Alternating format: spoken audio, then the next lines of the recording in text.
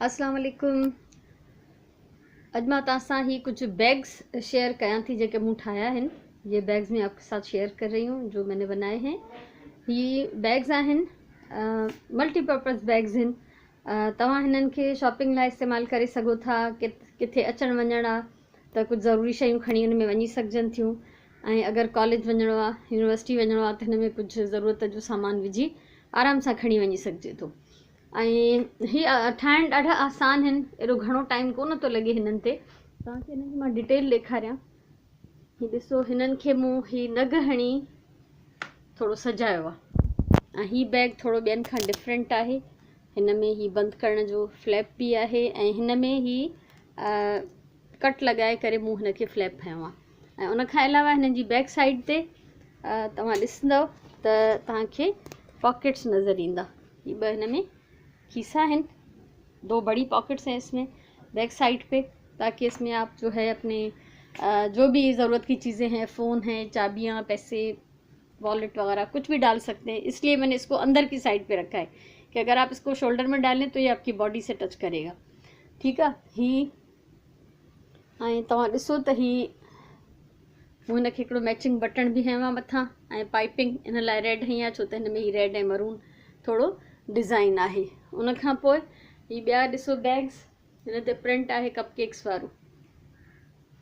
ऐं हिननि में मूं पॉकेट्स कोन हया आहिनि। ही बि जेका आहिनि जीअं पहिरियों वारो बैग बाल्टी शेप हुयो या बास्केट शेप, ही सेम उन शेप में आहे। ऐं हिन खे मूं सजायो आहे ग्रीन ऐं पिंक नंढा वॾा नग हणी। ऐं हिन में जीअं त हीअ ग्रीन लाइन हुई, इन लाइ मां हिन खे ग्रीन पाइपिंग हई आहे ऐं नगनि सां थोरो हिननि खे सजायो आहे। हिन खे बि सेम ग्रीन पाइपिंग आहे छो त प्रिंट में ग्रीन आहे इलाही, त इहो ई कंट्रास्ट हिन सां सुठो पियो लॻे। ऐं हिन खे नंढा वॾा पिंक ऐं ग्रीन नग हणी सजायो आहे। त हीअ बि बैग्स जेके आहिनि ख़ासि करे ॿारनि जे लाइ, नंढी यंग छोकिरियुनि जे लाइ ॾाढा सुठा आहिनि। पिकनिक ते वञो था किथे बि तव्हां अहिड़े कंहिं जाइ ते। उनखां पोइ हीअ ॾिसो, हीअ 2 वॾी साइज़ जा बैग आहिनि। हू जेके तव्हां ॾिठा उहे बास्केट शेप में हुया। हीअ स्क्वायर आहिनि या रेक्टेंगल चओ, मतिलबु सिधा आहिनि, हिननि में काई कटिंग थियल न आहे। ऐं हिननि खे बि ॾिसो त मूं हिननि खे बि सजायो आहे मैचिंग नग हणी। जहिड़ा कलर्स हिन बटरफ्लाई में आहिनि। ऐं हिन ॿिए बैग खे ॾिसो त लाइट एंड डार्क ग्रीन जा शेड जेके ब्लू जा शेड जेके आहिनि मूं हिन में हया आहिनि। ऐं हिननि जे पोएं पासे ॾांहुं तव्हां ॾिसंदव त हिननि खे पॉकेट्स आहिनि ऐं काफ़ी वॾा ऐं डीप पॉकेट आहिनि। तव्हां हिन में काफ़ी सारियूं शयूं विझी सघो था। ऐं शॉपिंग जे लाइ ही बेस्ट हिकिड़ी शइ आहे। अॼुकल्ह जेके आहिनि प्लास्टिक जूं जेके थैलियूं आहिनि उहे असांजी ज़िंदगी जो अज़ाब बणिजी वियूं आहिनि। प्लास्टिक बैग्स जो हैं वो तंग हो गए हम उनसे, कचरा बढ़ता जा रहा है। और इसलिए बेहतर है कि आप लोग जो इस तरह के बैग्स घर में खुद बनाएं और उनको यूज़ करें तो आप बहुत हद तक प्लास्टिक बैग से जान छुड़ा सकते हैं।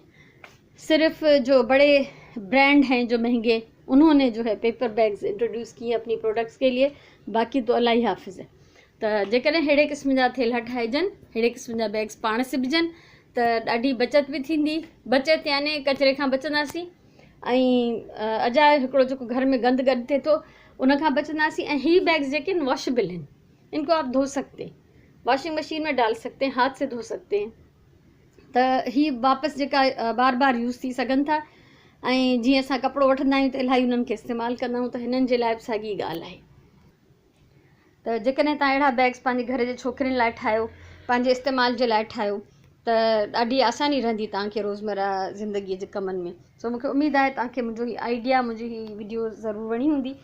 ऐं ईअं बि थी सघे थो, ॾिसो हिन में ॿिन्ही पासनि ना साॻियो ई प्रिंट आहे, दोनों तरफ से वही सेम प्रिंट है। इसमें भी दोनों तरफ से वही प्रिंट है, लेकिन इसमें जो था वो ये प्रिंट जो था वो कम पड़ गया, तो मैंने इसके बैक साइड पे प्लेन लगा दिया। और इसके जो हैंडल्स हैं वो भी प्लेन से बनाए। तो इसको बनाना बहुत आसान है और सहूलत बहुत ज़्यादा है।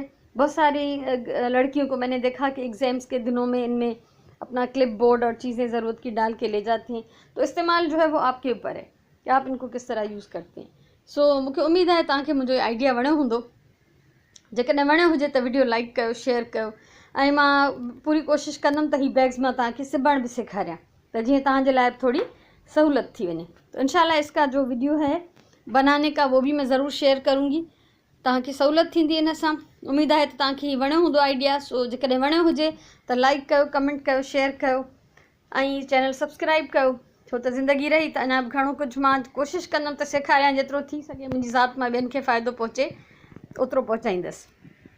सो हमेशह चवंदी आहियां पंहिंजी ॿोलीअ सां प्यारु कयो, पंहिंजे वक़्त जो सही इस्तेमालु कयो ऐं हीअ कम वक़्त जे सही इस्तेमाल सां ई थी सघनि था। वक़्तु जेकॾहिं विञाइबो त इहे कम कोन थींदा।